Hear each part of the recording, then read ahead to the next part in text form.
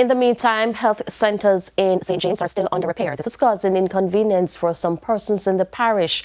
But the Public Health Department is advising them to visit other operational centers.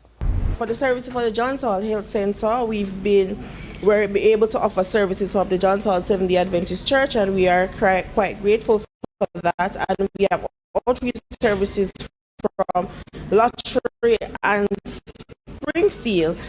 For Catherine Hall is in the advanced stages of being repaired, and so we should be able to offer services from that facility in short order. In the meantime, the clients are served at the Granville and Type 5 health centers. The patients for Goodwill are seen at the Adelphi Health Center. Under repair have reopened.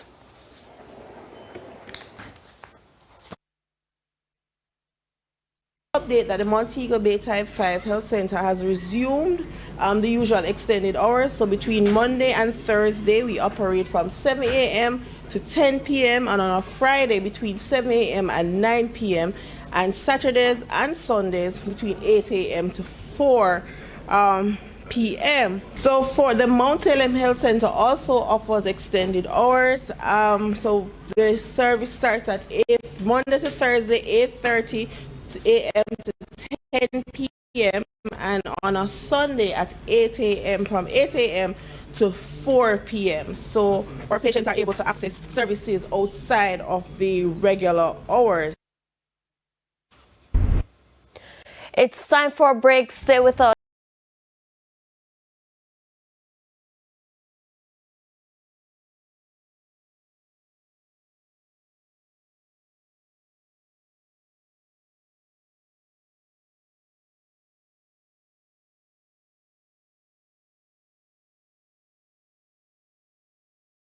News.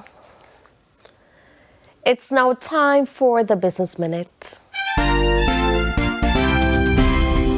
Jetcon Corporation is reporting a strong financial recovery, posting an 81% increase in revenue for the financial year ending December 2025. The company made the disclosure during an investment briefing hosted by Mayberry Investments. Jetcon says revenue climbed to $441.1 million, up from $519.9 million the previous year. The company also rebounded from a net loss of $74.3 million in 2024 to record a net profit of $95.2 million.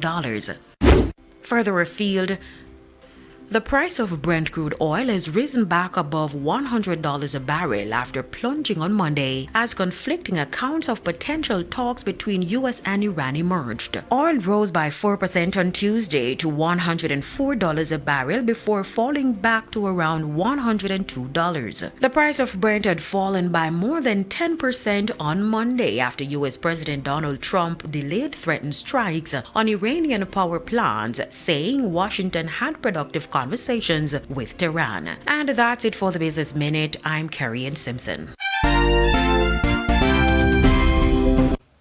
Thank you, Carrie Ann. Time now for the top stories from around the world.